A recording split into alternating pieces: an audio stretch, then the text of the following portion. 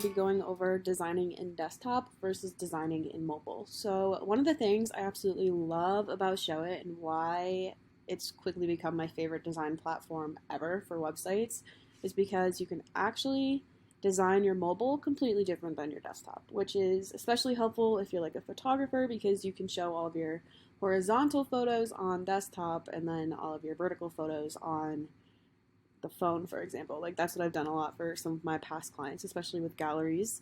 So to design on desktop and mobile, you want to pull up this little button in the corner. So click on that where it says show mobile and desktop, and you'll see both of them side by side. And since I'm just on like a laptop, I like to click into the desktop side and zoom out a little bit just so I can see both. And you'll see that now you can see your desktop and your mobile setups. So one thing I do want to mention is if you switch something on desktop, it does not make a difference on mobile. So like if I move this up here, it's going to stay exactly where it is on mobile. And same goes like if I move it over here, it's going to stay exactly where it is on desktop. So that means if you make a change on desktop or mobile, you want to make sure you're making the change on the other one too. So my process with this, what I do when I'm designing websites is I will always make all of the changes in desktop first, just because in my head that's a little bit easier to do.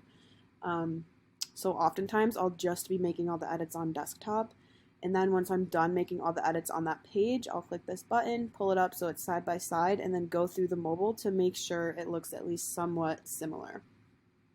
But the nice thing is you can really make the mobile anything you want. You can even hide certain canvases on desktop versus mobile. If you come over to this page button, you'll see that there's like a little desktop and a little phone, and you can hide stuff just by clicking that. So if I click that, now you'll see that's gone over there.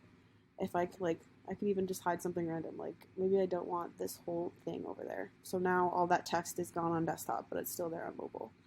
You can also, if you want to hide the entire canvas instead of just an element, click these three dots. You can literally just click this, and it disappears. But I'm going to put it back, of course. But yeah, so just remember to always make sure you're checking desktop and mobile because you do need to edit both.